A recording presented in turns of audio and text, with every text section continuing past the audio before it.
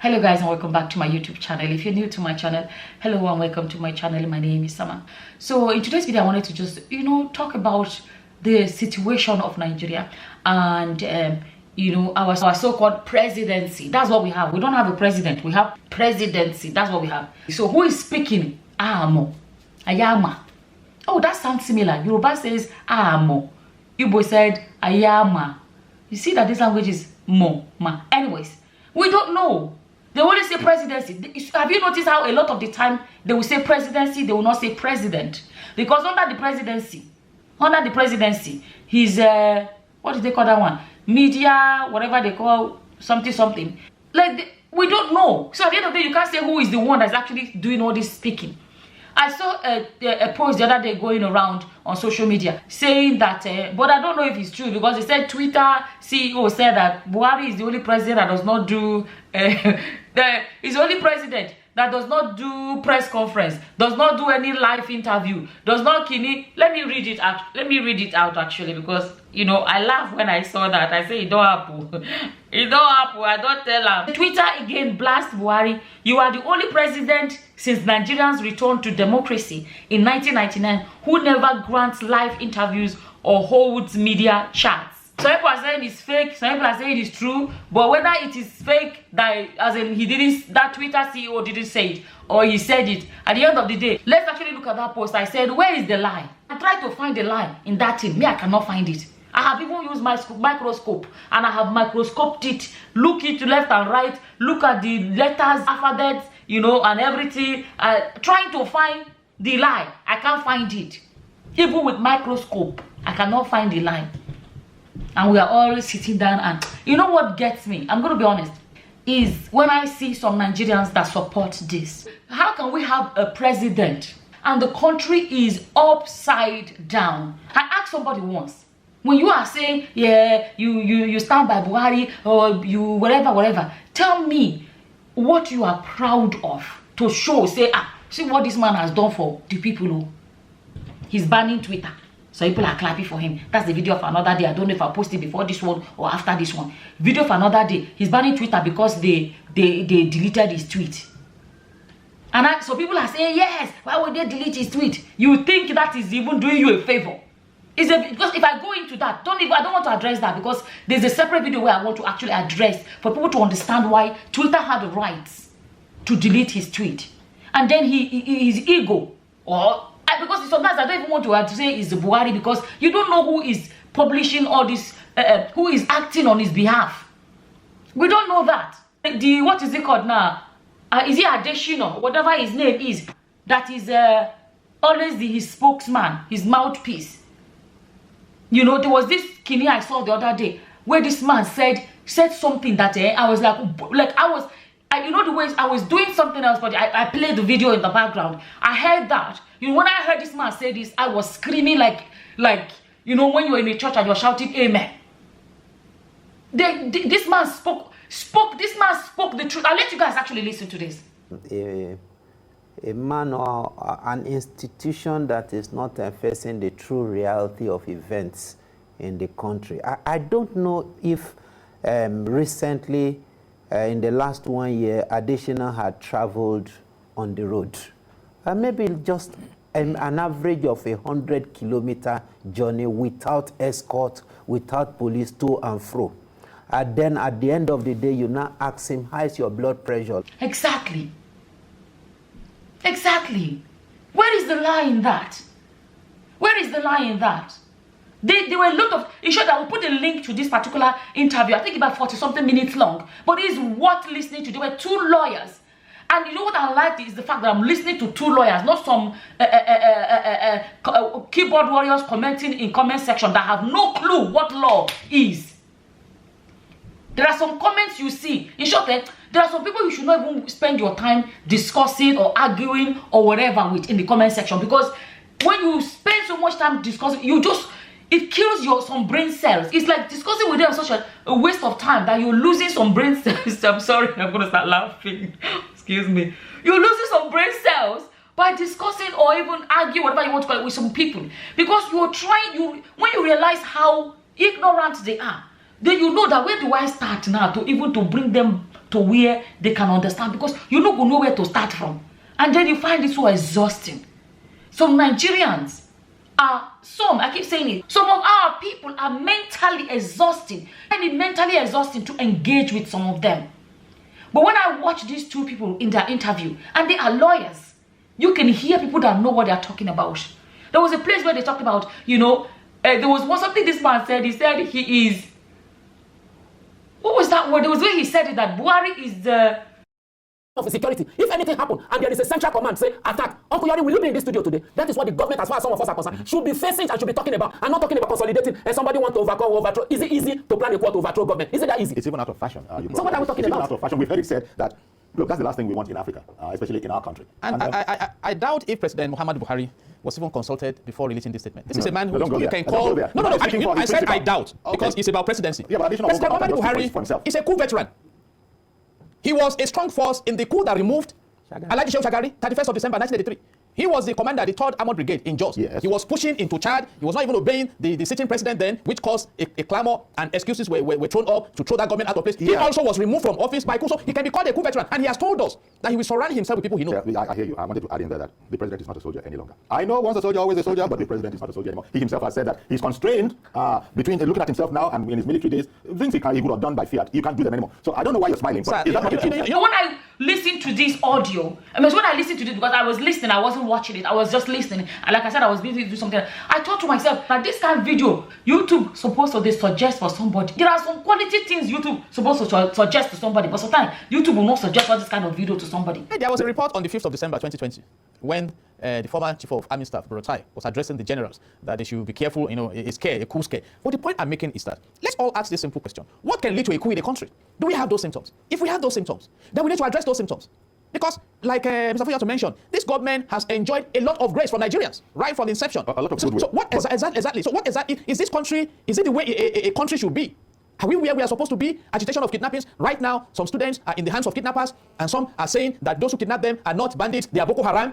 It's like we have a governance system that has been made to kneel down before criminals. It's not an ideal situation. Some of us reject that. I'm not calling for coup. In fact, in this dispensation globally, it's not the right way to go. But let's look at our country, Nigeria, rather than retort. And because I must also punctuate one of the key words used by Mr. Femi Adesina, making reference to those who are agitating for a better Nigeria as if they are howling or something like that. No, we are not wailers.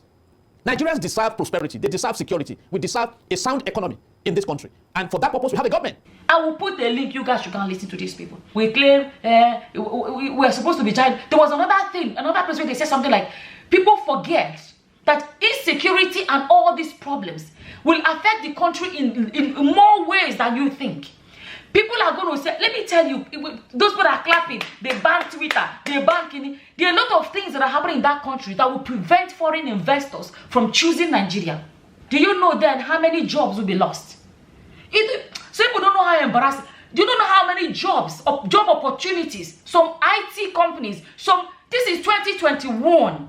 2021, we're still so backward. There are so many companies big IT companies and big establishments that would have loved to, establish whatever in Nigeria. But when they see all this chaos everywhere, who wants to go to a place like that? You see fire, you jump inside. Who does that? Ordinary ShopRite. ShopRite has left Nigeria. Ordinary ShopRite. I'm gonna start laughing. Ordinary ShopRite has left Nigeria. Oh, God help me. They packed their load and left. People are leaving that country. That's why you wonder why people are going through Sahara Desert. They tell them their chances of losing their life. They go say no. One friend of mine that moved to Libya, and then even when Libya was kata story up and down, people were panicking. The mother said to him, he rang home and the mother said, please come back. The boy said, lie. He said, he said, I die here. That is how bad Nigeria is. That people are ready to risk everything else than to enter Nigeria. And some people will sit down. You see that the one that burst my skull the most is if a Nigerian living in Nigeria will be supporting any of this. That is the one that I cannot, what's the English now? I cannot understand. Like how? Your country is now marked as one of those countries people should not visit. And you are proud of that. Some people are saying, yes, Twitter cannot. Who is he? Trump. I'm going to make a separate video because I really wanted to spend time. I really want to spend time and explain to people about the Twitter ban. There are terms and conditions to signing up to Twitter. You sign to accept before you can let into Twitter. You cannot incite violence. When you breach it, they will block you, or ban you, or delete your tweet. They have the right to do that. As people like, how can he a whole president? He is not bigger than Twitter. He is not bigger. And people are like, look, a whole president, why would they delete his tweet? Nigerians are going through hell outside Nigeria. We are still talking about our young girls that go to some foreign countries, UAE, this one, that one, and they are treated like slaves in this 2021. Some of them are crying, they want to come back home, they can't come back home. Some of them, and a lot of things, I mean, see the one that happened to Nigerians in Libya. Nigerians are treated like whatever around the world. Your president will vex enough to take action. They did not feel it, the pain of the people. He did not feel it enough to take action and be like, how dare you do that to my people? In a way that those countries will know that you are offended about the way they treated your citizens. And then they tweet your tiny tweet and retweet. They delete your tiny tweet. And then all of a sudden, all hell break loose. You are now telling Nigerians, if you tweet out, me, you see, that's another thing. Me, I'm on Twitter, but I don't tweet. I'm not really regular. The only time I go to Twitter is somebody say, somebody, did you know so and so thing happened? And then it's on Twitter. I will go there to go gather the information so that my information can be authentic. That is it. You know, they see me, they tweet. I don't, honestly, even the YouTube and the kidney that I'm doing, sometimes when I go, if I post a video, I will go to Instagram and say, I have a new video, Facebook, so that everybody can put their head in one place. Let me deal with one. I can't be honestly, I'm struggling I don't like to post my video here, post there, and then I can't really keep an eye and see, because I like to exchange or engage with people. So if I put up, I feel like it's too messy. Go here. I don't have to go and add Twitter to my headache. I have a life outside social media. So I'm trying not to bombard myself with too much up and down. So I'm not really into Twitter, right? But you and Buhari, now you get problem with Twitter. They block they delete your post. For that reason, now you want to punish all Nigerians. Now they have made it illegal for Nigerians to be using Twitter. Because you are somebody fight, you want other post. Now me and you, now that we follow you fight with Twitter. Is it not your personal? Is it not you and them? Yeah? Everybody now, you in 2021, everybody now, because you get beef with Twitter, you want to drag all of us, you want to drag all Nigerians inside your beef. Huh? If anybody does not realize that it's got to a boiling point, if the situation of Nigeria has got to a boiling point, I don't know what people need to figure that out at this point. I don't know. Those of you that support the situation of the country, or support the presidency, or president, whichever you want to call it, can you leave us comment? Tell us what you are proud of. Tell us, because me, you see, I keep saying it, I'm not living in Nigeria. Because some people I don't live in Nigeria. So some of us may not really know. It's not kata all these insulting comments, whatever. Leave comments, tell us, so that we can actually begin to say, now wow, see what they have done, now true, whatever. Show us what to be proud of that his administration has achieved. Has the Nigerian chaos been as bad as this since they born you? Children can go to school without being kidnapped.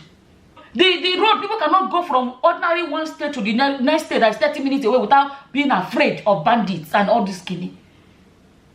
Electricity, you know, give people. Peace of mind, they don't still see. So what kind of life are they living in that country called Nigeria? What kind of life are they living?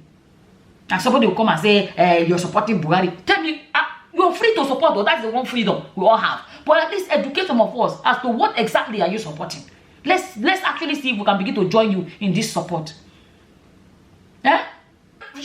People are leaving the country. Maybe was it not the other time? Maybe that's what discussing as kata. Twitter decided to make their headquarters Ghana. There are a lot of countries. Do you know that a lot of countries import?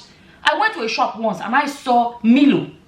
And that was when I was even new abroad. I was so proud, like, hey, Milo in a supermarket. Oh, you bought supermarket, big, massive supermarket. And I was like, Milo, I felt so proud, like, you know, our Milo is abroad. I went and took the Milo. When I took the Milo, I got home, I was saying to my cousin, see Milo, Milo from Nigeria is in the shop. Nigeria is going far, blah, blah, blah. He told me, he said, check where it's made. He said, I'm not sure it's from Nigeria. I said, well, check where it's made, and I checked, it was made in Ghana. And I said, Oh, I thought it's in my head. I did not know Milo. I never knew they make Milo anywhere. I used to think Milo is only made in Nigeria. I didn't even know that they make Milo in Ghana. In Ghana. And my cousin said, there is no way it's from Nigeria. He said, that was then. I don't know about now. That was ages ago. He said, most companies would rather do business with Ghana than to do with Nigeria. That is how bad the situation is.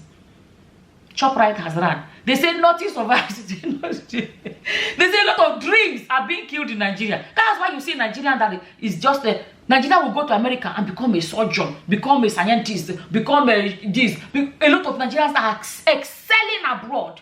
I made a post once of a family of 5 or 6, I can't remember. They were all doctors abroad. It came to mind how if they were all lived in Nigeria, it's possible they may not have become.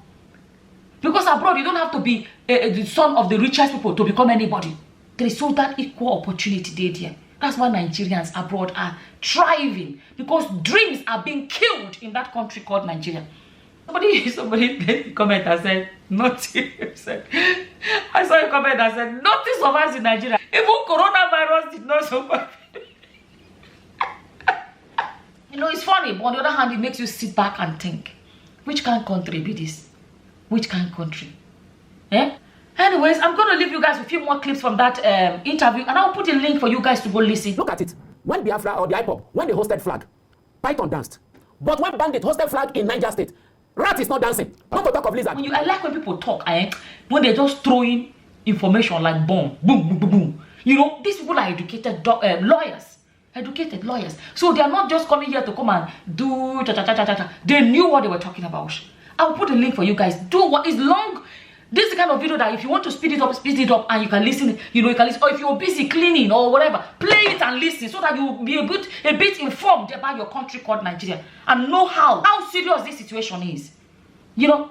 Anyways, I just wanted to come here and share this. I don't even know if I said all the things I wanted to say in this video, but it's getting really frustrating. I don't live in Nigeria, and I feel, even though I don't live in Nigeria, some people be like, oh, you did abroad now. If you're not, you know, sometimes some people think that because people live abroad, you know, even if you live abroad, you will see what's happening in your country. You will feel it.